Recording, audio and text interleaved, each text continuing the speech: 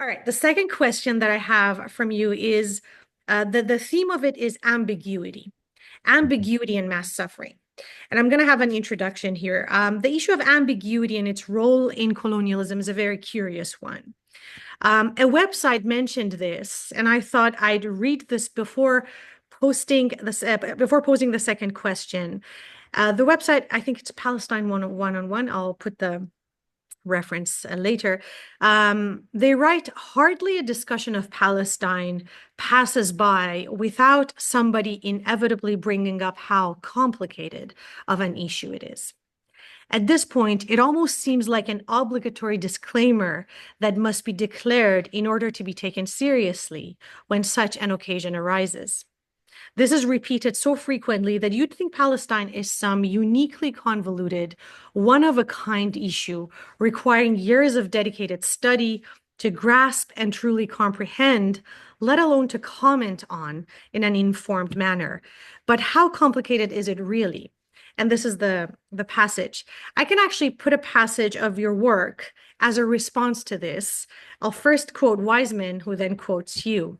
Wiseman writes in Hollow Land, Israel's Architecture of Oppression, he writes, in fact, despite the complexity of legal, territorial, and built realities that sustain the occupation, the conflict over Palestine has been a relatively straightforward process of colonization, dispossession, resistance, and suppression.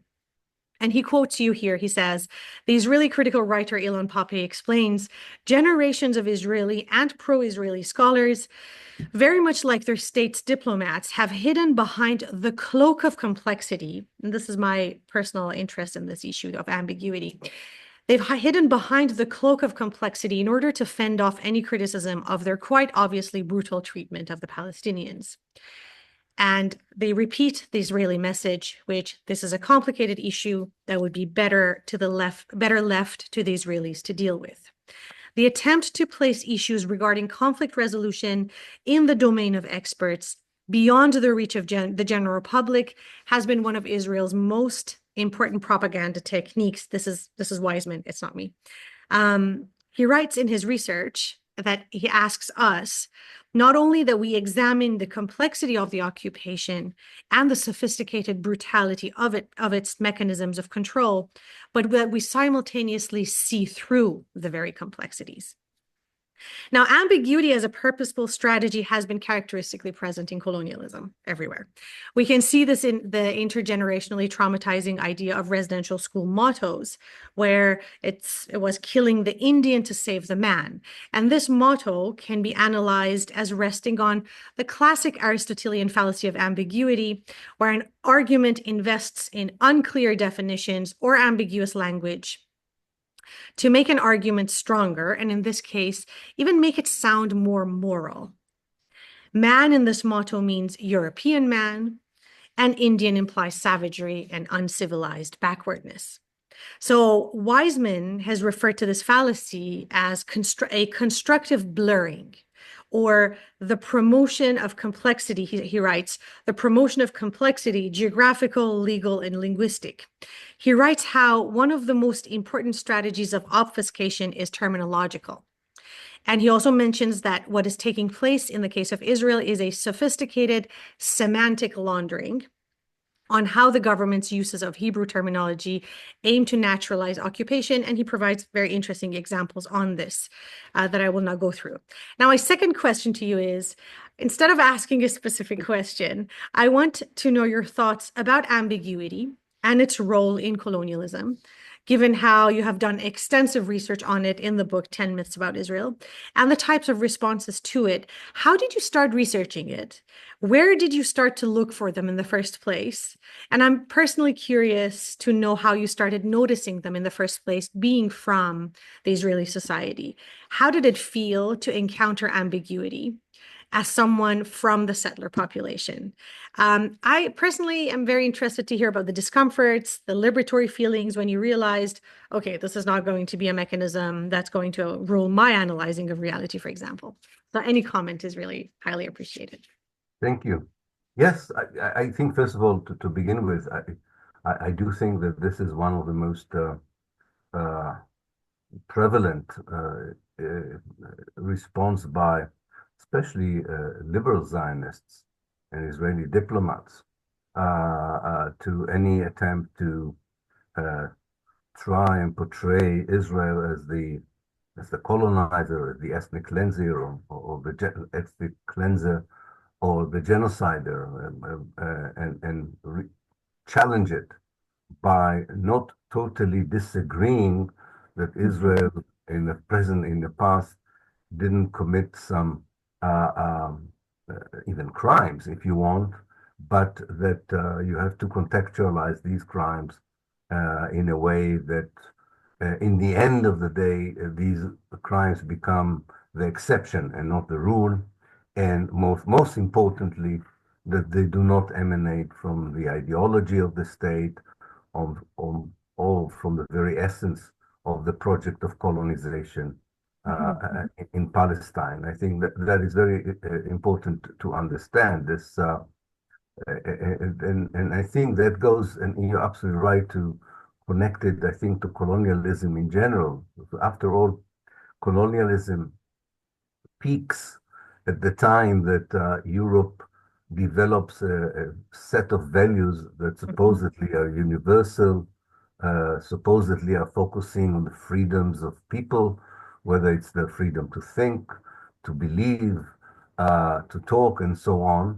And yet, at that very time, they use brutal force that denies all these rights from the colonized people. And some of them are definitely are aware of this contradiction, but they cannot control it, I think, especially in settler colonial situations, because the moment this becomes the settler, how shall I say, the cartography of settler colonialism is such that you feel that you are out of the civilization anyway. You're in the jungle, you're in the desert, it doesn't matter. You are outside the civilized world, and therefore it stands to reason that you don't have to abide by the rules of the civilized world. Um, and one of the success, and maybe the failures, history would judge, of Zionism was to say, yes, we are working for the civilized world in that space, which uh, Mhm. universal values that the West has so gallantly developed during the Enlightenment are not relevant here because it's a different environment and you need to survive and so on. Now, how did I come to do this? I think that this is always a trajectory, it's a journey. There's no epiphany. It's very important. I think I also recognize it in the narratives that are I read about of people in either Israelis or in similar situations who underwent such a transformation as well. Um, I think that some of these points which transform or expose for you the fallacy behind the ambiguity are not important by themselves, but there's an accumulation of Mhm. such points. For me, for instance, it was there were three factors which I think were very important, and I think once they were fused into one particular period, then the push forward was really dramatic and drastic. Kind of, the Rubicon River was crossed Yeah. without any wish to ever go back to the original bank of the river. And these are three factors. Are one is the ability in a segregated society to be able to talk to the other, uh, Mm. colonized within the society.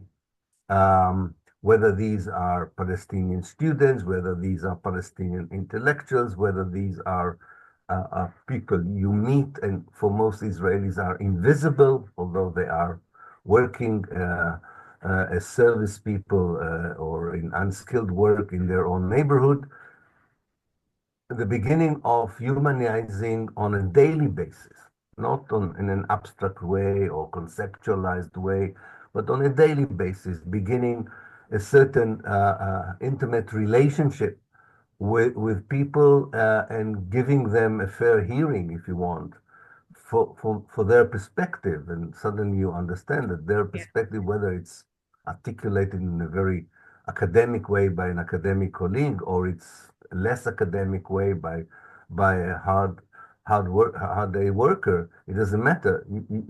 You understand that there is a challenge here to what you have been taught and told. So I think the connection, the willingness, the options are there for all Israeli Jews to do what I did, but they don't want. You need probably a certain faculty uh, Absolutely. to wish it. So it's not that it's impossible to do it, but you need to wish to do it. And unfortunately, so many Israeli Jews don't have the drive to do it. So that's one thing. Secondly, being someone who was interested in history as a profession, Mhm. and choosing a particular formative period in the colonization of Palestine enabled me to, or if you want, to examine but for myself the evidence on which the ambiguity was based. And the evidence did not tally with the narrative that I subscribed to and everyone around me subscribed to. And for that, I am really happy in a way that I thought of professional history, being a professional historian as a Yeah. career, I think contributed for me a lot for the confidence of doing it. I think I would have done it anyway, but I think it really gives me a great basis for that. And finally, the third factor is eventually deciding to continue the exploration outside the society. Mm. You need to be free from the pressure that almost is like a gate. You're like in a gated community, and you can't really get out of it while you're there. You need to get out in order to see from the outside what you cannot see from the inside. And all these three factors, I think, work well together. And maybe there's something else, and with this I will finish this answer. There's a point where you need to gain the confidence of the colonized. And surprise for me, that was quite surprising how long it took. Now I understand better why. Mhm. But it's not a Rosengarten, and nobody claps and nobody says, "Oh, great, Totally. you agree with us. We're so happy." No, no. Yeah. Almost the reaction is a bit different. Why did it take you so much time? And rightly so in many ways, you know. And you have to, and that's such an important lesson. This is such an important lesson. You're not doing it. You begin to understand what you are doing it for, and it's an humbling experience, which I think makes the challenge much more solid in many ways. Yeah. The confidence, gaining the confidence. I'm also seeing on TikTok and everywhere these days where people are like, why are you listening to Israeli scholars and Palestinian voices Mm. should be enough? And yes, I can see the tensions there, absolutely. Although Oh, I do oh, take issue with parts of it, but because in terms of allyship, I think it's important. But you're right, it's very difficult to get there. I also was very uh, surprised in a very good way to hear that there's no epiphany moment. It's an accumulation to get there. But there's a point where you realize, all right, all of those accumulations leading you to somewhere. One last thing that I loved was how freedom from colonial thinking is such an aesthetic experience, to be free from the colonial frameworks, even for the settler society. It's it's beautiful in and of itself to be able to think otherwise. Okay.